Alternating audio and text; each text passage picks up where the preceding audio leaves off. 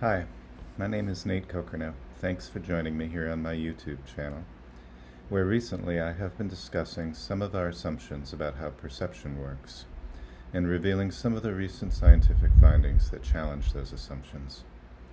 The basic assumption that science and I are challenging here is that our sensory system is a somewhat passive system that takes in information as it exists in the external world. That's something we've come to know as veridical perception. I've been saying that the vast majority of what we perceive with our sensory organs is actually a construction of the brain. One bit of neuroscience that implies that we are constructing the images we see from transferring information from the brain to the sensory organs is the percentage of afferent to efferent neurons. An afferent neuron, also known as a sensory neuron, is transmitting information from the sensory organs towards the brain and spinal cord, while the efferent neuron, also known as a motor neuron, is going from the brain and spinal cord towards the sensory organs. The percentage neuroscientists have found is about 90% of the neurons are efferent neurons, leaving just 10% of them to transmit information towards the brain's processing center. One way we can tell which is by seeing which side of the neuron has dendrites and which side has axons. Dendrites are the receptive end of the neuron, while axons are the sending end of the neuron. Axons have little axon terminals on their ends, which resemble boxing gloves made for sending punches, while the dendrites have ends that look a little more like baseball gloves for receiving throws and line drives. So that, I imagine, is how the scientists can discern which is which and why they've come to these conclusions. The point I'm trying to make is that much more information is going from the brain, the processing center, to the sensory organs. So yes, the sensory organs themselves are indeed receiving a lot of information, but most of that information is coming from inside our heads rather than from outside, or the external world. Now here's another interesting thing I learned from Donald Hoffman about the photoreceptors in the eyes. I believe there are some implications in this that might explain certain biases, like racism, for instance. The photoreceptors right at the center of the retina are the only ones that are giving us a high resolution of focus.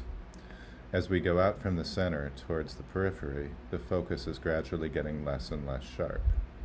So we may have to shift our eyes to take in all of someone's t-shirt, for instance, if we're standing too close to them. But the brain's processing center, which is mostly doing data compression for the sake of using less energy to take in only the pertinent information, the brain is selecting for what it thinks you need to know.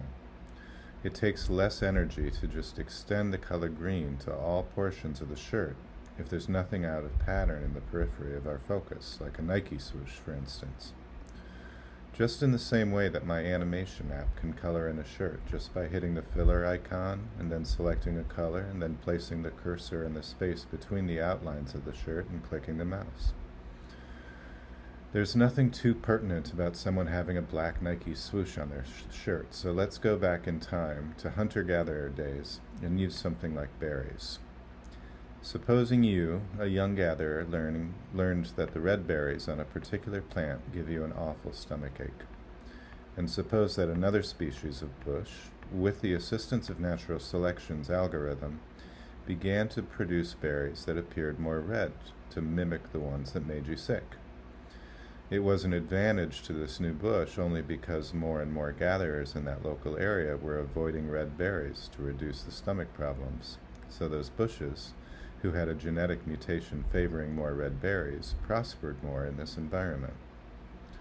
Hoffman also mentions in his chapter on polychromy how colors themselves do elicit emotional reactions, although it's more complicated because it's not just the color, it's the color combined with the texture of the surface. Like the little dimples in a strawberry do elicit hunger when red, whereas other textured surfaces would be seen as disgusting when combined with red. Now, I've said before that in one sense, our emotions can be boiled down to a system of motivation to move towards safety and pleasure and away from danger and pain.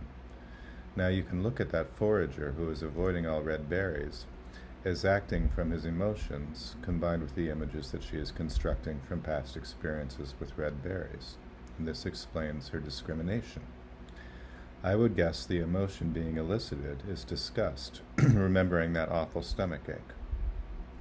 Now let's extend the metaphor to the other people instead of berries. Suppose you're a child in a tribe of purple people, and although you haven't had much personal experience with those orange people who live on the other side of the river, you have been warned by an uncle who had a very negative, maybe even a violent altercation with an orange person, that they should not be approached.